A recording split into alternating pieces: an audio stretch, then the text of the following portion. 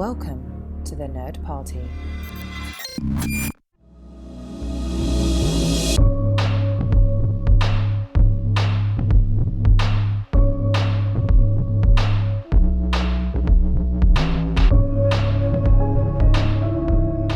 Welcome back to the House of Proyas in this special dark city we've created where you will never escape this podcast. It is all an illusion outside of these sounds. This is, of course, the latest entry in the Houselights series. I am John Mills, and I am joined in this exploration of the never-ending circle by my dear friends, the intrepid detective, Darren Moser, and the ingenue, Tristan Riddell. How are you gentlemen doing? What's an ingenue?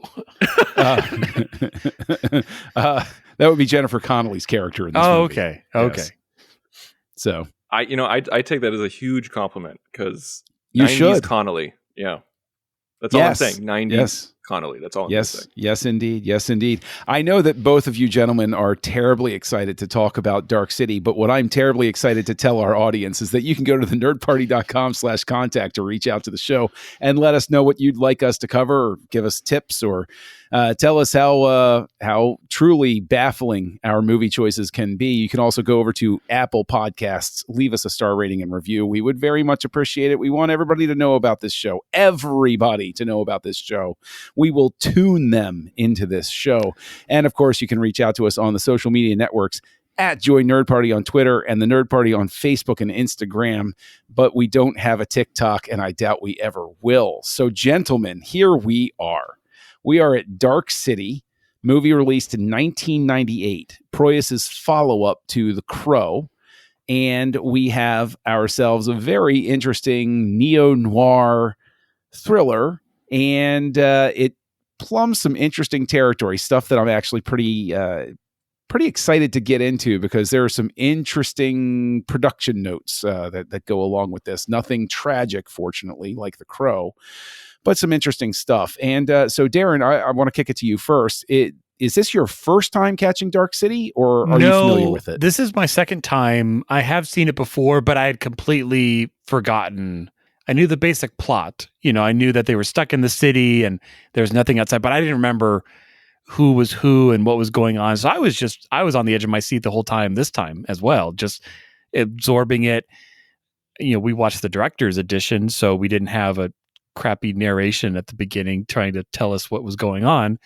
Mm-hmm. And and it was really interesting because I remember seeing this with my roommates at film school. And, it's one of those films where like, oh, have you seen Dark City? Oh, well, yes. Well, it's Proyas' latest. Oh, we got to sit down and watch this and, talk about ourselves and our tourness of it. But, but it, because it is a very different film. It is not trying to aim for the lowest common denominator in its story. It is trying to tell a very specific story. It is not necessarily holding your hand through the entire thing. And I think it's better for it. And it's a great overall journey. I really like, in looking into it, the illusions of the allegory of the cave and things like that. So I too am excited to dig into this one together. I'm glad you brought up the cave because we will double back to that because there's another movie that came out a year after Dark City that I think overshadowed its impact and its lasting imprint, if you will, on the movie psyche, the movie-going psyche. But Tristan, was this your first encounter with Dark City, or had you seen the theatrical cut before now? This was my first real encounter with Dark City because I feel like I'd seen bits and pieces throughout the years just from catching stuff on TV or walking into dorm rooms, like things like that. I have a really strong memory of seeing Kiefer Sutherland get blown back by John's powers, and but that's all that I could. I remember it being super weird. I'm like, this is a weird film. Like I was my wife usually watches everything that we watch for Houselights with me, and I showed her the trailer of Dark City. She's like, you know what, you can watch that one on your own. Interesting. You didn't watch this one with your kids, John or Tristan? No. No, Not this one. Not this one. Yeah, I watched it back in the 90s. I fell in love with it back then, just because I love throwing the guy under the bus. My friend Joey hated it. But oddly enough, and we'll come back again, this is the movie I keep dropping the hint that we're going to reference with, production wise. He also hated The Matrix. And so as I sat down to watch this, I sent him a text. I was like, hey, I'm going to watch the director's cut of Dark City. And there are really some similarities with The Matrix here. And his text back was, no wonder I hated both of them. And I was like, boy, this many decades later, you can still hold a grudge. Cool. I'm so glad that you brought up The Matrix, because I just got done watching it today. I just got done rewatching the first Matrix today, and in preparation for the fourth one coming out. But as I was watching Dark City, and we got to the end, I was like, man, thank goodness that they saved me some time, because they condensed the entire Matrix trilogy down to this one movie before The Matrix even came out. And what's really interesting is The Matrix shot at the same studio and actually reused some of the sets. And so, like the rooftop stuff. Yeah, in a really weird way. There's this odd companionship with these two. And especially, this is my first time in several years revisiting Dark City. And this is my first time seeing the director's cut. And I similarly rewatched the original Matrix a week or two ago. And I was so struck by how many similarities there were in the stories themselves. And I really, Darren, I want to ask you, do you think that this movie is so stylized, there's no way it's going to make a cultural impact the way that The Matrix did? 0% chance of that. However, do you think that in certain circles, this movie would have been in that Matrix slot if it hadn't been overshadowed by a massive commercial success that follows the same template just a year later? Do you think that basically this was poised to become that cult classic over time, and then the massive financial success of The Matrix just killed that? No, I don't think so. I think it's too cerebral. It's too, it's not really aimed at general audience. Like you had to do a lot of thinking. You have to do a lot of figuring out what's kind of going on, and we're talking about, comparisons. I got a major, from the video game BioShock vibe, where you have like the Auto Mart and it's like, what decade is this set in? And what is the architecture and the cars and the, everything's all analog. And so it was very reminiscent of those games where you have this kind of out of time city that has kind of retrofuturism, but not, but it's a really unique line that this movie drew.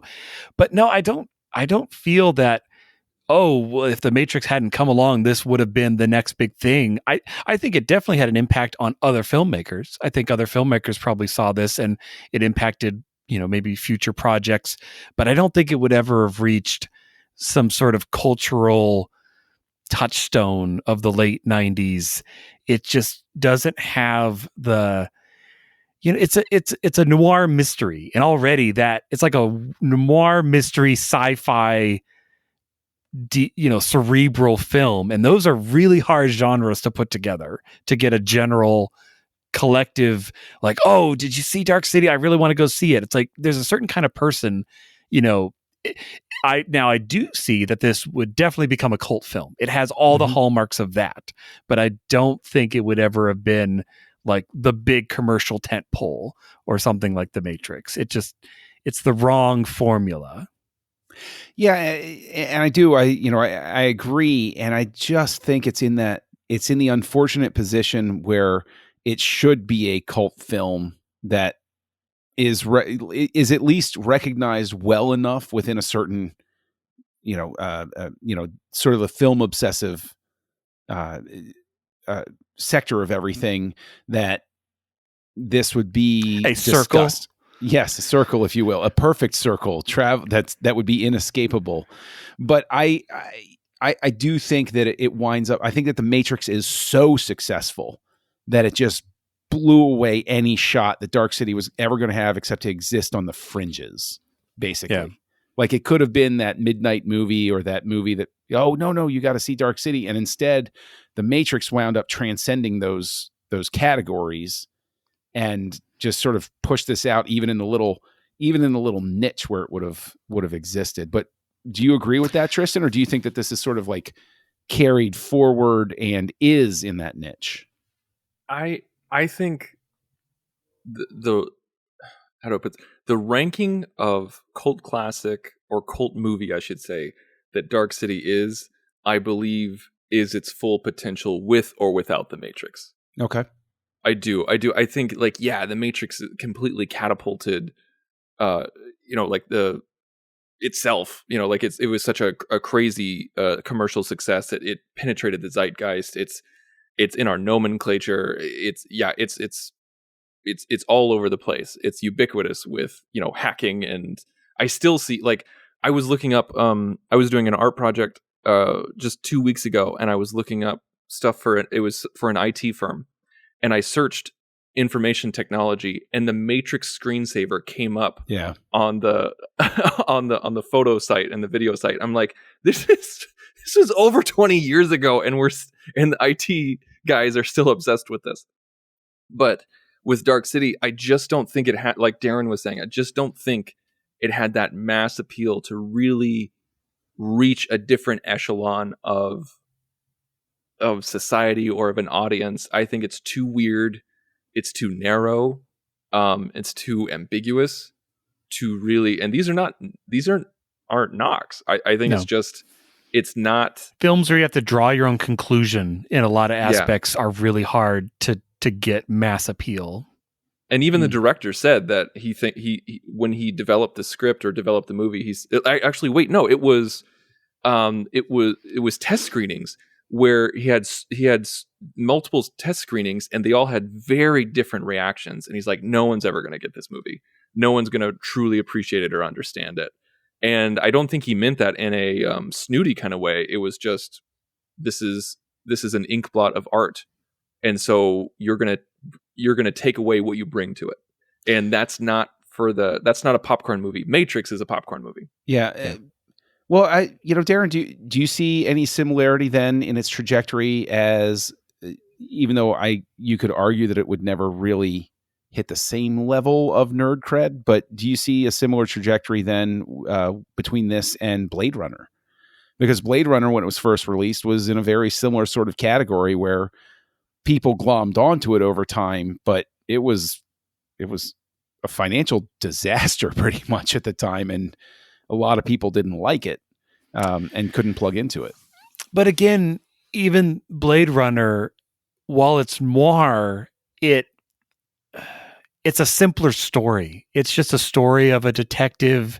I mean, not that, Dark City isn't a detective, but it's a detective and it's putting pieces together, but it has that kind of like The Matrix, where it has that tech noir, that sci-fi angle that Dark City does not have. Dark City is almost fantasy, like it. And I mean, yes, it's in space and you have aliens and things like that, but it's so cerebral. Like it's like 90% cerebral. It's really hard to get past that. I mean, it was interesting, like, as we were talking more about The Matrix, because I remember, like, the promos for The Matrix, and I remember the big thing was, nobody can tell you what The Matrix is. You have to see it to believe it or understand it. And I remember being, like, really intrigued by that. And then you see it, and you're like, I could describe this in 5 minutes. Like, it's not really that. Marketing. Yeah. Oh, yeah. It's all marketing. But, yeah, with this, it's like, man, give me, like, 20 to explain Dark City, because it's, you could do the elevator pitch, but I hope it's the Empire State Building, because it's going to take you a while. So. Tristan, do you think that is sort of a function of the fact that, when you're dealing with Dark City, you're dealing with a movie, that isn't just on its own terms, and is being that artistic ink blot, but you're also dealing with a film that, while it has a central character, like Matrix has a central character, Blade Runner has a very clear central character, and we have a central character here, but the film still spends time concerned with the external characters to, I would argue, a greater extent than The Matrix or Blade Runner would. Like it's not ensemble by any stretch. We have a definite main character, but there's a little bit more emphasis on side plots and how these discoveries are impacting the other people in his life. Yeah, I feel like it's almost has a bit of protagonist confusion, in my opinion. That was one thing that kind of bothered me a little bit, because you have John Murdoch, who is played by Rufus Sewell, who I think is very underrated. He doesn't pop up in enough conversations. Agreed. I mean, he's been around for decades, and he does a lot of grunt work.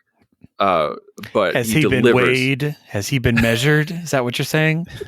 That's exactly what I'm saying. Speaking of which, there was a moment in the film when he was saying a name over and over. Oh, he was saying his own name, John. He's like John,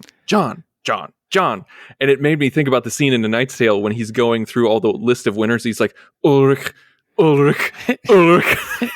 he gets like lazier and lazier as he pronounces it. Anyway, but yeah, like you have John, but you also have William Hurt as Inspector Bumstead. Is that right? Yeah, Bumstead. What an unfortunate name.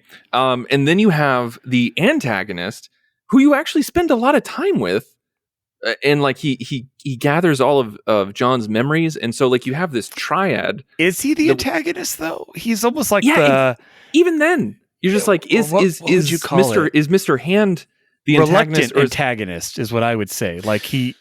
But then you have Mr. Book, who's like pulling the strings, but we barely spend any time with, and so it felt very odd to me, the slice of pie that each person got. But do you consider that to be an example of protagonist confusion, or just a choice on the part of Proyas to have, basically the story structure is a bit more diffuse. It's a bit more novel-like. But do you think that that structure lends itself to the theme of nobody is really anybody and everybody is the same person, in a sense? Not until like you started to ask that question, because I started thinking, my answer was going to be, because I was just waiting for you to stop talking. My answer was going to be, it's just like at the beginning, it was just like, like, who is this character? Who's John? John doesn't even know who he is. And am I supposed to root for him? Is he actually a murderer? Then John doesn't really exist. Point. Yeah, that's the thing. It's just like John doesn't even know who John is. And feeling a little attacked right here, honestly. I know. As I started saying, I was like, we should call him Murdoch. Murdoch doesn't even know who he is.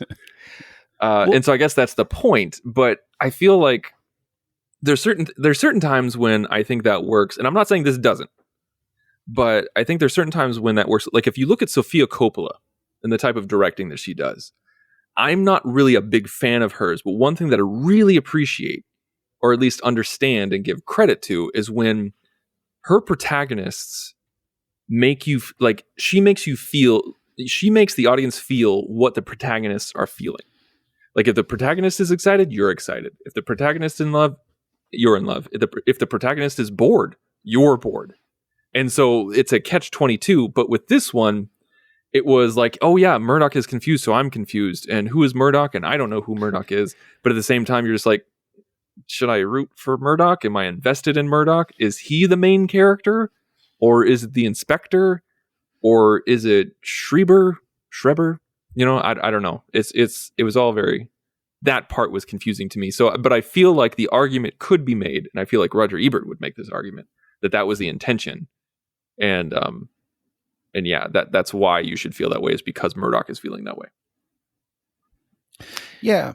Now, Darren, given sort of the angle that Tristan is coming from, do you think that the structure of the film works to its benefit, or do you think that it could have gone through a little bit more revision? Like, now that you've seen theatrical versus director's cut, do you think that the theatrical is more focused, or do you think that the director's cut with a little bit more room to breathe works to its benefit?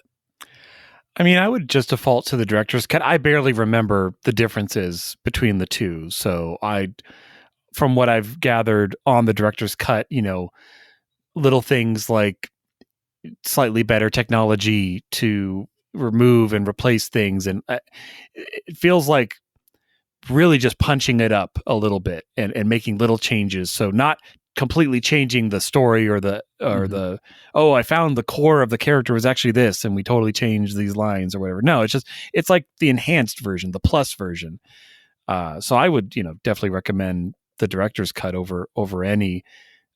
Although at the very beginning, I mean, I know we came back around to it being the moment that he was injected with the memories and then he bumps the lamp. But that lamp really bugged me in the beginning because it was swinging for a long time. And I'm like, what? I'm like, is the whole building swaying? Like, what is, like, eventually it's got to stop and it's just swinging for like 5 minutes. And it was messing with my perceptions of space and gravity. So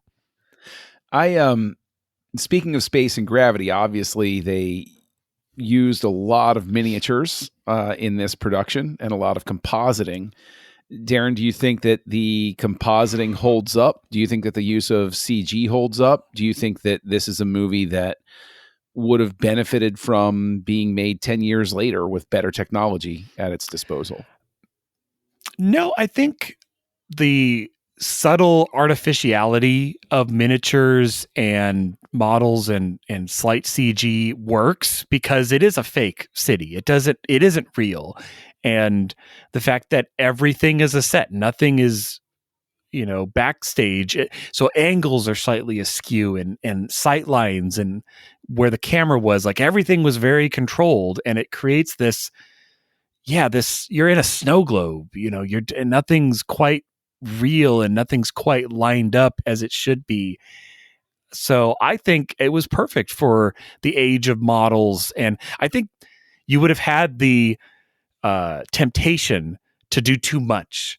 If you're like, oh, if we can make a CG city and we can do whatever, we can put buildings and make it huge. It's like, no, it needs to stay grounded and just be what it is.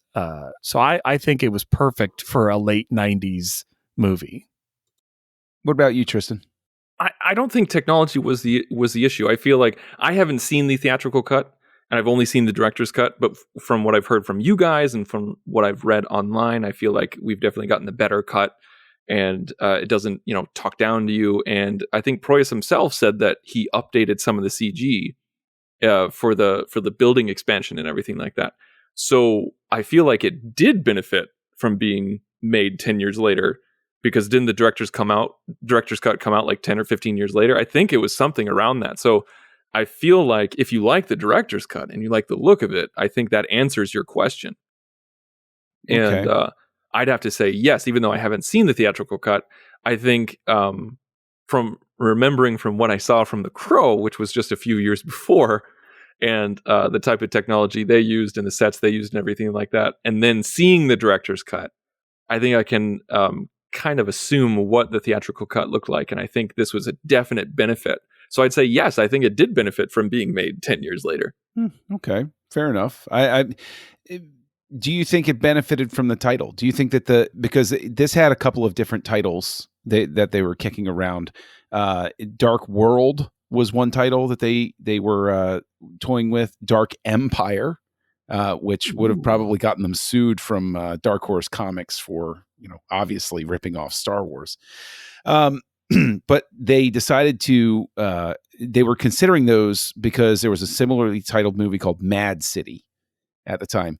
Do you think that this movie has more commercial, do you think it generates more commercial interest if it's called something like Dark World or Dark Empire instead of Dark City? Do you think Dark City is too obscure sort of a title? I think no. I like Dark Empire, but I don't think it fits. Okay. Yeah, I mean, I agree. When I saw the theatrical cut, I did not see this in the movie theater. I found this afterward on home video. I forget why. I remember the poster. Most likely, I was walking around in the video store and I saw the cover and I said, "That looks kind of interesting." and I like The Crow, and so I rented it. And I agree that Dark City is the best title of the ones that they were kicking around, and I would struggle to think of another. And just as a quick aside about your comments earlier, Tristan, about Rufus Sewell, is I've been in love with him as an actor since his appearance in Hamlet, Kenneth Branagh's version of Hamlet. So if you put his name on something, I will make an effort to see it, because He was barely in that. He was Fortinbras, though, and I remember seeing him as Fortinbras, and I was like, "Wow, that guy is like he got me from that moment forward." So, as odd as that might seem, Since we're speaking about actors, if you don't mind me interjecting, please, I would love to ask you guys. Kiefer Sutherland, I love Kiefer Sutherland. I'm a huge 24 fan. I think he was great. I think he's been great in a lot of movies. I think he's excelled on TV. I love his voice. Like, if I had a computer with a sentient voice, one of the voices I would choose would be Kiefer Sutherland. Not in this one though. But it's like, your email is in.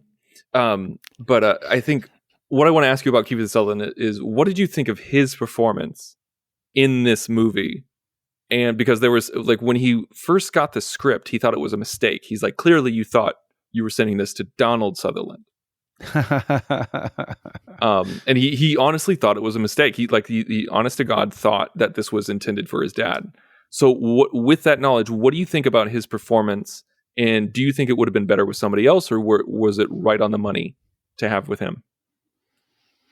Well, I think I read that maybe even Proyas was originally thinking an older person for that role, and had to kind of be convinced, I think, for Kiefer to do it and to be a younger. His portrayal almost doesn't click until the very end, when you find out like he's erased his own memories. And that's what I attribute the speaking style to, the, stuttered, every breath is a sentence, kind of motion. But it's different. It makes you kind of draw to the character, and you're like, what's this guy's story? Like, what, he's obviously human and normal, but he's, what is his story? It makes you intrigued. But would I say it's like the greatest performance ever? Yeah, no, but it fits, I think, with what his character is supposed to be in Dark City. No, I like his performance. I like the way that he delivers his lines, because if he's too much like Kiefer Sutherland, as I understand him, I'm going to disconnect at points. I'm going to see Kiefer Sutherland and not the character. And that's why I also like the fact that they made the makeup decision to give him a slightly deformed right eye, because it's just a little nudge, and it helps me get more into the character as opposed to the actor. And in terms of his cadence, I think that he says at one point, I have a weak heart. And so the idea of him always being out of breath plays into that idea of he doesn't have a lot of physical stamina. He's always out of breath because his heart is not strong. So I like all of those things about his performance. And I think that also what's interesting is this is Kiefer Sutherland at the point in his career where he's trying to find a little bit more challenging acting roles. He had, his trajectory was not, I think, he had faded a little bit from the eye. So seeing him in a role like this, I always took it as this is him trying to break out of that mold. If he thought it was a mistake or anything like that, or anything, I think it's a very, it's a fortuitous mistake. I think that it's a good thing that he wound up getting this role. And I like the fact that he's not an older character, because it makes him a little less mad scientist-y and a little bit more brilliant guy who's been forced into the role that he doesn't want to be in. I think this is where we stand apart. As I say, as a huge Kiefer Sutherland fan, I think he was woefully miscast.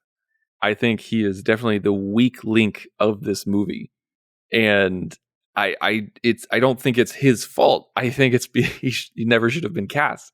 I think it should have been an older person, not a mad scientist-y kind of person, but maybe a little bit warmer, a little bit more concerned. And the entire time I was watching this movie, I was like, why is this Kiefer Sutherland? Why is this Kiefer Sutherland? Like, I couldn't get past it. Like, the real world was creeping in a bit too much. It's kind of like when you were waiting for Han Solo to die in Force Awakens. Like it's with that other world knowledge creeping in. And with this one, I was just like, why is Kiefer Sutherland in this role? It should be Donald Sutherland. And so when I read that behind the scenes factoid, I was like, yeah, that makes a lot of sense. But yeah, it's just like, it really took me out of it. Like I really liked everybody else. I thought William Hurt is amazing. I think he's a mind-blowing actor, and he's fantastic in everything he does. And he's another character that he's another actor who doesn't get enough credit, who's not in enough conversations. I feel like it's good, but it's no Lost in Space. I mean, come on, Tristan. I loved him in Lost in Space. I know, I like too. that movie. It's a very guilty pleasure, but yes. No, you didn't like that movie. You're gonna sit there. You're gonna say, "Oh, hey, I like Lost in Space," and then you're gonna trash Kiefer Sutherland and his perfectly fine performance here. Okay, that makes sense. I saw Lost in Space in the theater. So did I. Up as go on your command. Oh man! All right, man. My dad and I went home that night and went to my mom and said, "They set it up for another one." Yes, and they were lost for all time, and never to be recovered. I walked out with my friends and I said, "Oh, they set it up for another one." I think that Sutherland is great. I think that Hurt is great. I think though that Jennifer Connelly is really magnetic in this role. I do. I think that she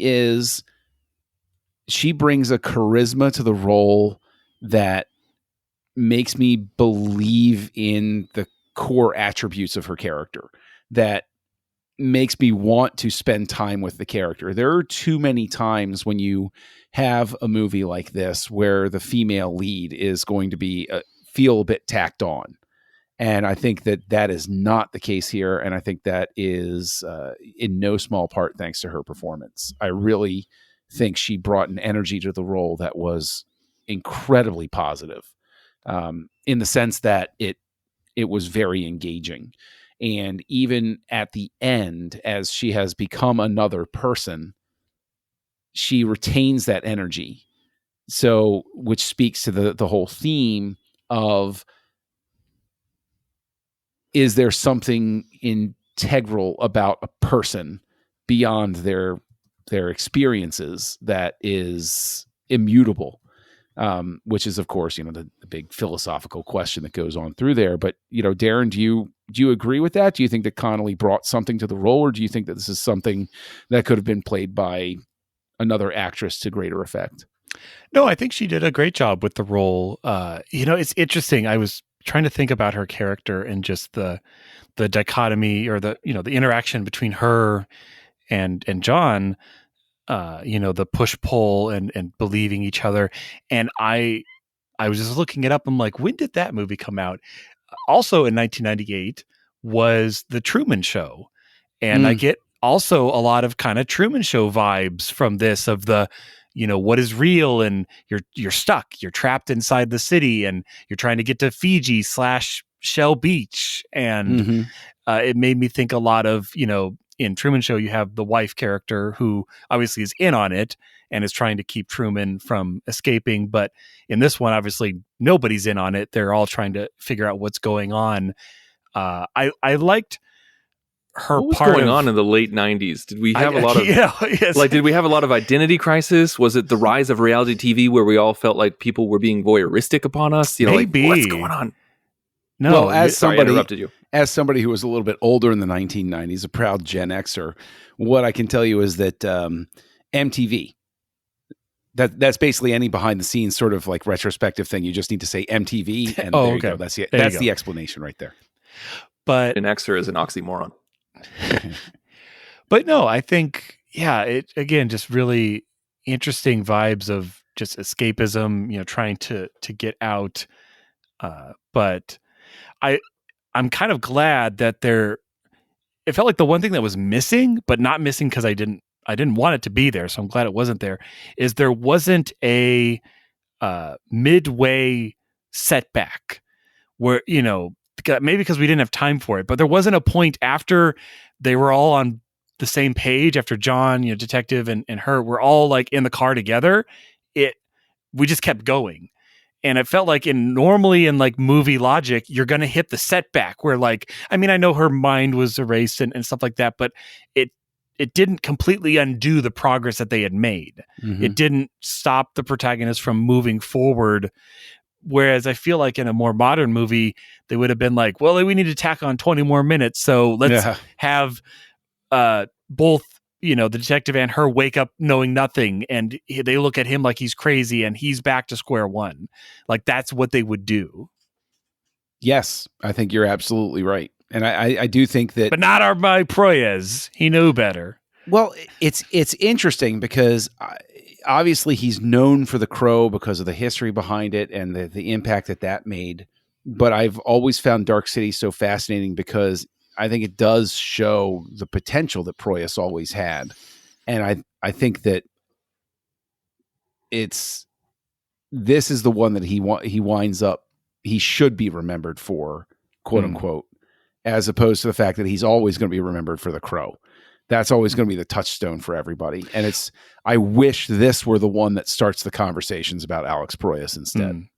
So I'm pretty sure, I mean, it seems fairly apparent that he would have wanted, Brandon Lee as the lead in this if he had been around. They would have, like, during The Crow, they would have conversations about what they wanted to do in the future. And Proyas actually had the idea for Dark City while filming The Crow and talked to Brandon about it. Right. And so, yeah, I think a lot of people jumped to the conclusion, and I'm one of them, that Lee would have been Murdoch.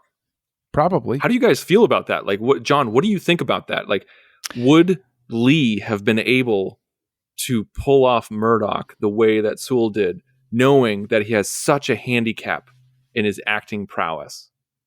No. I think I'm sorry. You were supposed to laugh and call me a jerk because of what I said last week. But I'm sorry. Yes. No. Straight question. No, and straight answer. As much as I think Lee did a good job in The Crow, this is I think that this is a case where the casting is absolutely serendipitous. Yeah. This script I can't see anyone else. The script is great. The concept is there. It's an interesting movie. You walk out, you're going to walk out of a viewing. You're going to have a lot of stuff you want to talk about with whoever is there with you.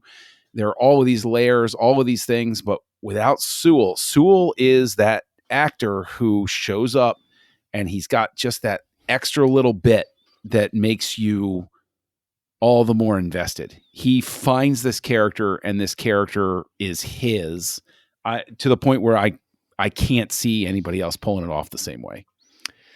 Now I will say one thing that I wasn't as big a fan of, and maybe it's just because it's hard to visualize, but like it felt very much Harry Potter wand fighting. I'm pointing at you as hard as I can, like the tuning fight at the end. Like it yes. I don't know what else you could do, but staring at each other and psychic blasting with your foreheads, like it got old really fast. Like it was a wizard battle that got old, and I love wizard battles. It was exactly what it was. And I'm like, I don't know if maybe it needed to use the environment more, and it's more like like the Matrix where they're like pulling things down and moving things around, but it was just Empire, like towards the end of Empire.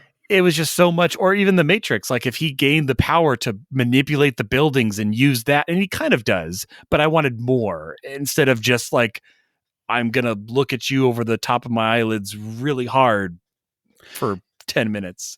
Yeah. The ending comes across a lot like the end of Scanners, where it's the two guys with their telekinetic battle that they're just making things happen to each other. And it's just, they have a staring battle similar to this.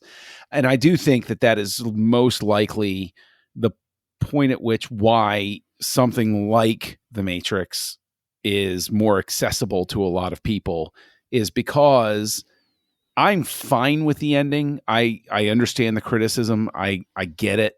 I share it where it's okay. We could have had a little bit more visual dynamism. I liked it. I happening just here. wanted more. Right. There could have been something a little bit more dynamic going on with what they were doing. And that's why a movie that has a big kung fu battle or, lightsabers and Action flying parts and chase everything. or Right. something. Exactly. This is where I think the movie winds up a victim of its own cerebral nature, where they're so committed to the whole mind power thing that they trap themselves in that box of, well, what would a mind power look like? And it's like, well, it could look more, a little bit more flying around and again, if you took out the effect of the ripple, it just is ridiculous. It looks absolutely ridiculous. Like it's literally like I'm leaning my head towards you as hard as I can. It's like that's not. Mm-hmm. It's all inside here, which is you can't see.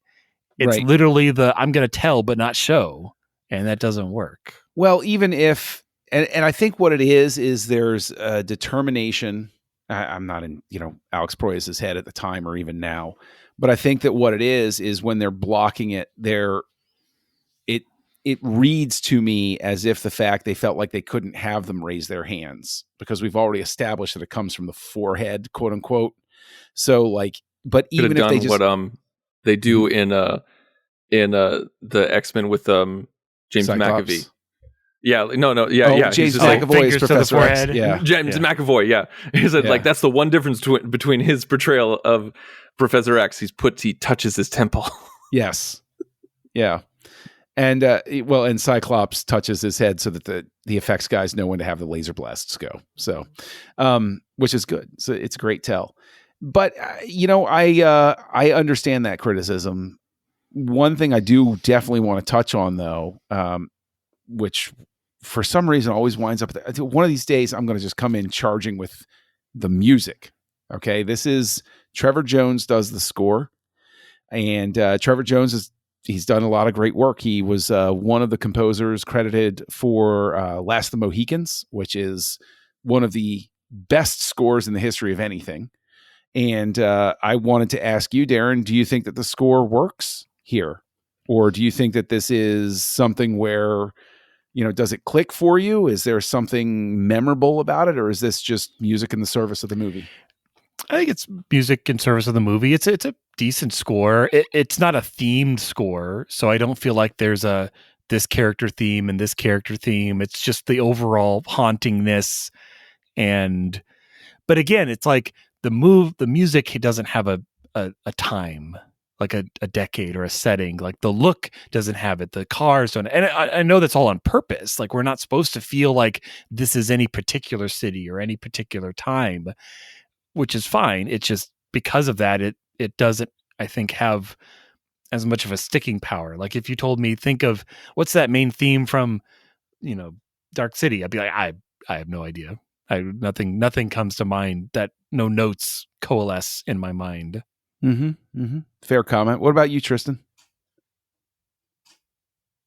I think I'm with Darren, where it was music in service of a movie, where nothing stands out to me. I think except the wizard battle. I feel like the wizard battle, I actually did enjoy the music on that one. Like even though like Darren, I wanted more.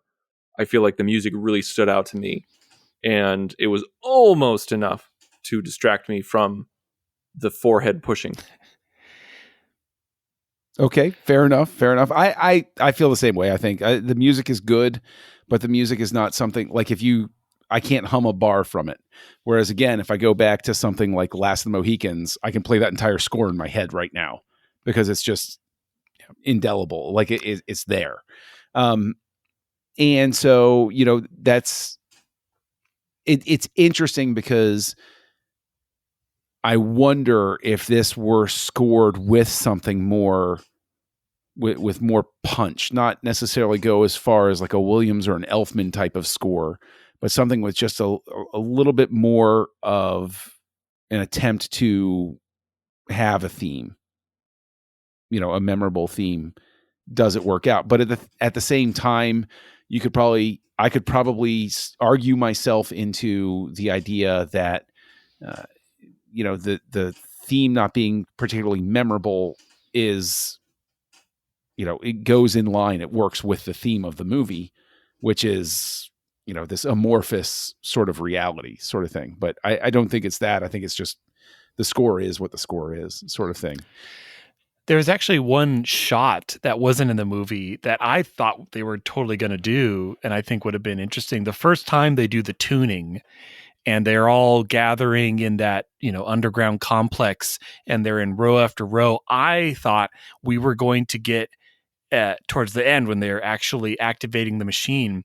I thought we were going to pull up and look down, and they were going to be in a massive spiral. And they weren't. And I was like, oh, that would have been perfect, because that would have, I think, reinforced that spiral motif of like being the tuning. And, maybe it was, the angle wouldn't have worked, or it just wasn't something that they wanted to do or even thought of. But because they were already kind of in concentric circles, it seemed. And I'm like, all we needed was that wide shot to show a spiral, I think would have been really cool. I agree. That would have been a really interesting shot. That is sort of a missed opportunity there. I do think that that didn't happen now. Yeah. Well, one thing that I found really interesting is that the design of the antagonists, Mr. Hand, Mr. Sleep, all that stuff. They very Nosferatu. Well, I found it was reminiscent of the Cenobites from the Hellraiser series, and I think that it's also Never another. You're okay. Yeah. Pinhead. Yeah. No, I mean I know what they are, but I choose not to ingest that. Yeah, into good my call. mind. But. Good call. You made the right call there, Darren. But the thing is, it's also it's got that sort of like long leather overcoat look that again you see in the Matrix a year later, where it's like, oh, okay, really high like furry collars. Like it was a really cool silhouette. Like they had a nice design. Yeah, I think there was also something vaguely Borg-like when they were in their little underground lair, and I think it's also really interesting where they that fly not in a Superman pose, but just in like I'm just gonna stand and just go where I need to go. Yeah. Kind of Iron Man hover here and go where I need. And I think that the whole idea of this, it's this alien species that's, for lack of a better word, it's like they're experimenting on humans to try to find out why they're individual, because they have a collective mind. Right. So they're a collective. So again, you see echoes of that same exploration with the Borg, where it's like our individuality as humans is fascinating to this external force. Which again, I felt we were told and not shown. Like if they had not had that one line that said they're a communal mind, I would have had no idea, because there was never a moment of one is killed and then another one reacts in another place. Oh, that's not true. They when the first one is killed, when they're facing off against Murdoch, the other ones grab their heads and start screaming as that one. Yes. Okay. I don't remember that, but I mean, I believe you. It felt more like when they talked in the Undercity later, they're like, oh, unfortunately, so-and-so died. And it was like they were telling it for the first time. Like they didn't know. They had, when they had him up by the Shell Beach billboard and they had him cornered. Yeah, and I remember that scene, but I don't remember. And the hand came down, it cut off the back of the one's head, and you saw the big splotch. I think that probably what Proyas could have decided to do is dedicate an extra moment or two to showing them have as strong a reaction when the one gets crushed by the building during the tuning later. Yes, that's because true. He doesn't spend the time to show them debilitated for a moment. And so reinforcing that would have been good. Or even just a moment of like the leader, because there's obviously a leader, in the Undercity, kind of like looking up for a moment and having like a thoughtful look. And then we see one of the other ones that's walking around interacting with something, or even the one that was injected with John's memories. Like he had to tell everybody everything. Nobody knew what he was experiencing. So again, they didn't reinforce enough and show, I think, that communal mind that I would have missed it if they hadn't specifically said it in the exposition jump at the end. Because there was, a big exposition dump. Yeah, it does seem to be a little bit of two minds, if you'll pardon the phrase, about it. Because when they're tuning, I get the impression of the communality.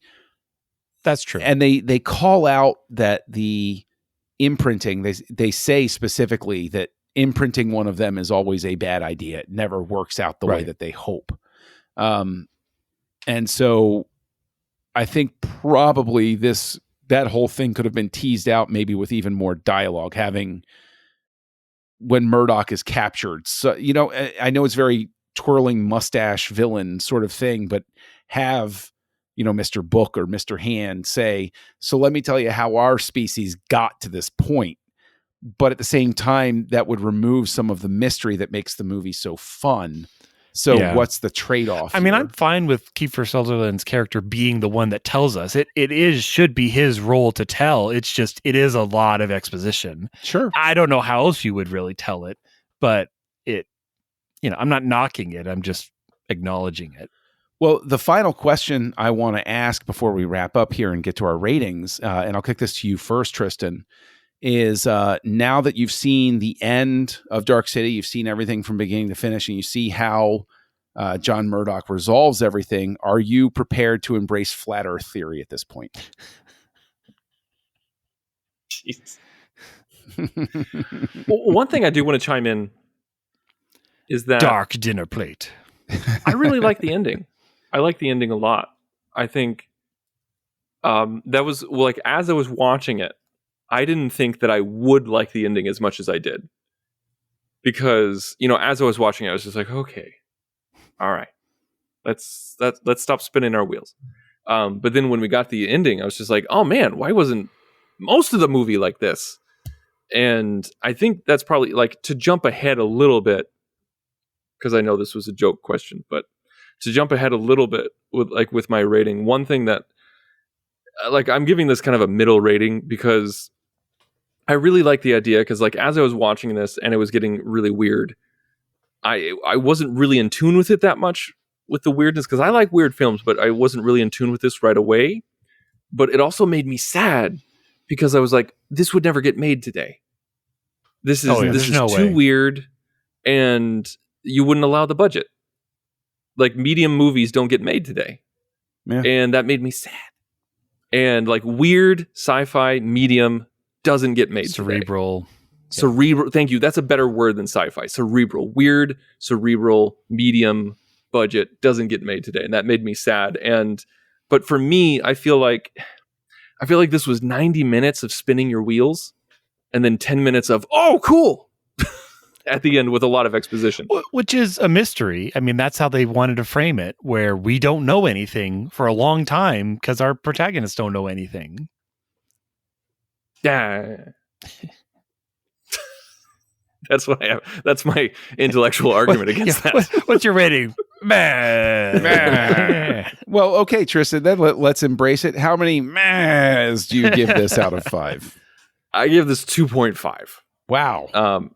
I feel like I wanted to like it more. I really did, because I like weird, messed up movies, but this just, I was too bored. It wasn't that I was too weird. I was just too bored. And the last 10 minutes I really enjoyed, and it made me sad, because I wanted, even if the last half of the movie was like that, or maybe even the third act, I would have gone like, okay, cool. That had a really cool act. It would have been like the opposite of Wonder Woman. 2.5, kind of a mediocre rating for me. Darren, where did you end up with it? How many mahs? Well, I really liked it. It's, again, I don't know how often I'm going to pop this in, and feel like I'm in the mood for Dark City, but I'd like to at least give it one or two more viewings and just kind of see, like, are there things I missed? Are there hints and subtlety that was in for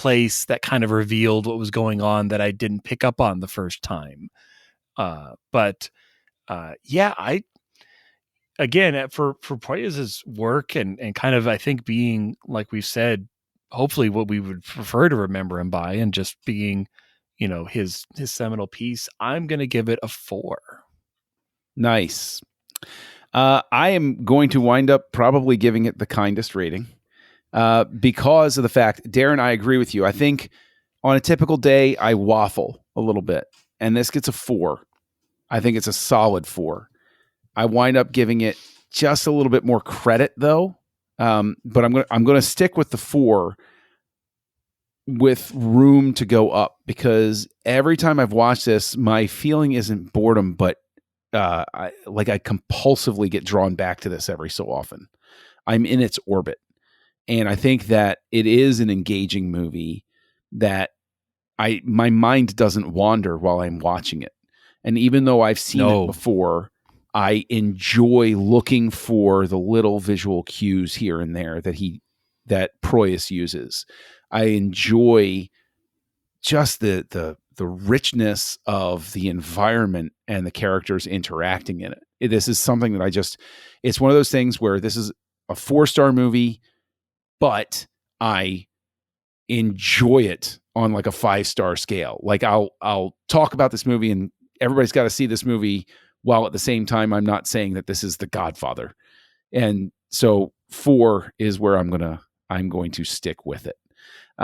So all of that being said, here we close out this chapter of Houselights, House of Proyas. Oh, Tristan has something to say. How dare I? Move forward? No. I won't. It's about closing a chapter and opening up a new one, because I forgot to mention this 2 episodes ago, and definitely 1 episode ago, is that the reason why we're talking, and I hope you're still listening at this point, the reason why we're talking about Alex Proyas and who we're going to talk about next week is because of a listener suggestion.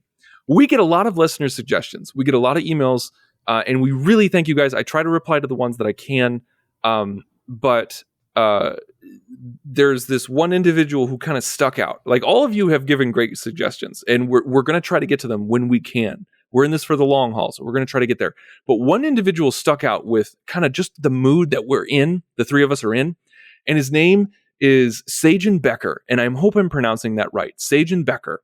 He's emailed us a couple of times, and he's given us just dynamite suggestions about what we should talk about. And he actually suggested Alex Proyas. And he said, he's like, you could just do the 2.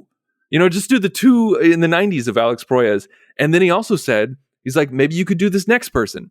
And John, you're going to talk about this next person. And spoiler alert, we're not going to tell you what the 3rd person is after this next person. But it was Sajan Becker's suggestion as well. So this is the Sajan Becker show for a while. So John, can you tell us whose house we're entering next? Oh, I can, and that I will, after I make one last note as we close the door on the House of Proyas, that it did win at the Saturn Awards Best Science Fiction Film. And I want to ask you gentlemen, don't look at your computers, look away from the book of knowledge. What did it tie? It shared the award, the Saturn Award for Best Science Fiction Film, with another 90s movie. Can you guess what it was? 90s movie? Mm-hmm. Just 90s? Well, it was released in the same year, so they were both in contention. Mm-hmm. Was Gattaca released in 98? It may have been, but it was not the movie that it tied with for Best Science Fiction Film at the Saturn Awards. Okay, I have no idea. Armageddon. And I have to say that is a double feature. I'm plunking down my $10 to watch, because it's like Dark City, what they're watching on the in-flight movie as they're rocketing towards the asteroid. Because I can tell you, mean Criterion released Armageddon. I can tell you that it's mind blowing, because what a story of polar opposites. And it's like, I kind of love that, because it's just a recognition of whatever, as opposed to like a style choice, because that is like choosing, you can have a popcorn movie. Well, I would have loved to have heard Mr. Hand say, just wanted to feel the power between my legs, brother. It would have worked so well. But anyway, as we close the door on the House of Proyas, we are going to open the door on House of Burton. as we go into the Tim Burton movies of the 1990s. And on our next show, we are going to be diving into the Christmas movie from Tim Burton that was released in 1990, Edward Scissorhands. And boy, oh boy, am I excited to revisit that gem from the past. I can't tell by the tone of your voice if you're being truthful or not. Well, I genuinely can't tell if you're being sarcastic. When we get to our sharing our first viewing stories, it'll be a lovely traumatic story for me to recount for everybody. It's good times. It's great stuff associated with my first girlfriend breaking up with me, which is awesome. Ooh. Yeah, there you go. There's your tease. So anyway, where can people find you, Darren, out there in the wilds of the internet as you travel in circles trying to get off this subway train? That's right. Another Matrix parallel, trying to get on the subway, trying to get somewhere. Mm-hmm. They can find me here on the Nerd Party on two other great shows on Maker's Method with my co-host Derek Young as we talk about being makers and our method, and also on City Alpha 3 with Philip and Daniel as we talk about Star Trek every week. Excellent. Tristan, where can people find you at? You can find me talking about Star Trek on two other shows called Punch It! Writing in Star Trek with Charlene Schmidt, as well as Second Contact, a Lower Decks commentary podcast, also with Charlene Schmidt. And I have an archive show called Nerd Nuptial, which I did with my wife, where we talk about our love life, our child life, our life with children, everything about our relationship, as well as pop culture. John, what about you? Well, you can find me on so many archived. I think I've got more archived shows out on the internet than I have ever done live shows. I don't know how that math works, but you can find me here on the network co-hosting a show called Aggressive Negotiations, a Star Wars podcast with Matthew Rushing. We have a lot of fun going into the deep dive topics of Star Wars. And you can find me out there in the wilds of the machine, tuning the internet as Kessel Junkie, KESSELJUNKIE. But with that, keep the seat fresh and the popcorn warm. Wait, did I mix that up? Anyway, we'll catch you next time on Houselights. Join the revolution. Join the Nerd Party.